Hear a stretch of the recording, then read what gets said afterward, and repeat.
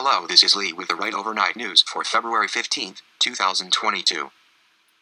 Newsmax had an interview with Kash Patel, who used to work for Devon Nunes, where he tells Greg Kelly a lot about Durham's filing the other day, and it's really interesting to watch. Remember that this was 5 years ago, and it was the time when the Russia hoax was being perpetrated. I have a personal comment about Hillary Clinton here, but I'll let you read it. On Breitbart, they report that Trudeau wants to use a terrorist financing laws to go after the funding companies like GiveSendGo. This is really sound like a police state action. Now let's talk about Ukraine.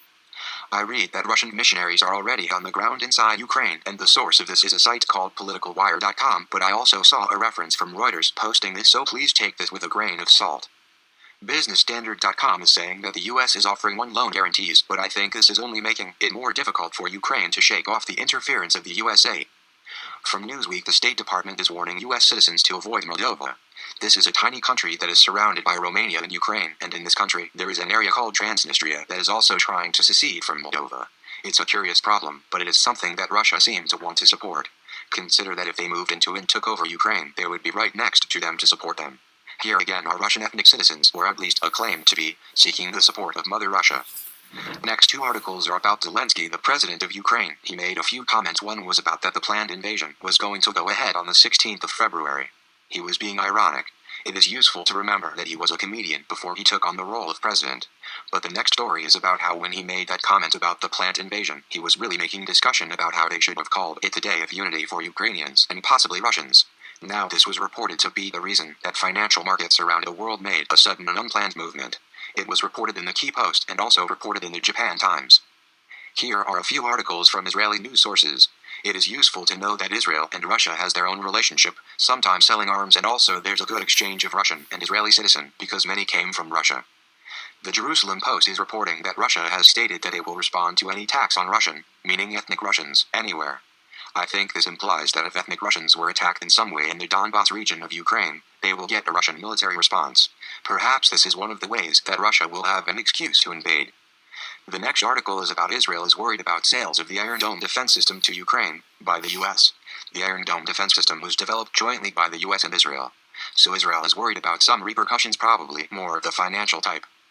Now look at articles from the other side, especially the left and mainstream media.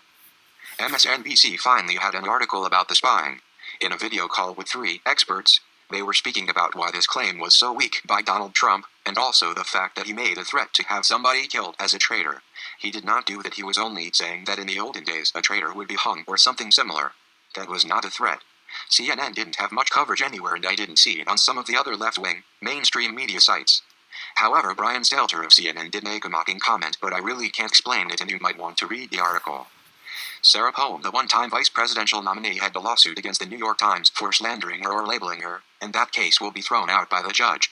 But the judge hinted that it'll probably go directly to appeal. It's not over yet. I found this article, oddly, on the newsnigeria.com site, and I can't exactly decide when it came out, but it is prescient. Henry Kissinger says a lot about the relationship with Russia, and the one quote that caught my eye was, "The West must understand that to Russia, Ukraine can never be just a foreign country." I have to admit the USA would feel the same way about something like this happening in Canada. From the website ukraineworld.org, there is a discussion about Ukraine from a bunch of political academics. It's worth having a look at. On the Kiev Post, there is an article about Putin's game plan is to occupy Europe without the use of military force. This is, in my opinion, a very important consideration because he has so much power over Europe due to the importance of the energy that he supplies to all these nations in the EU and nearby nations. I have said I don't think that he will invade, but in just a few hours I might be proven wrong. I rather think that he is using the cheap option of arranging military forces, only to win more economic advantages, perhaps longer-term energy supply contracts, and other things of that nature, including political assurances about expansion of NATO and similar. I know it sounds bizarre, but I think there is something to this argument. On Thursday at about 8:30 a.m. New York time, there will be an online forum with Ukrainian Deputy Prime Minister. This lady seems to be opening up to questions, and I think this will be a great opportunity for people outside of the journal community to ask questions. Of course, I might be wrong on that, but I think it's worth a listen since it will be in English. China. I read today on Zero Hedge that there's an article distributed widely within China that was not censored by the CCP, and that in itself is interesting because it is criticism of their leadership. From Summit News, there's an article about Jon Stewart being lambasted by his own side.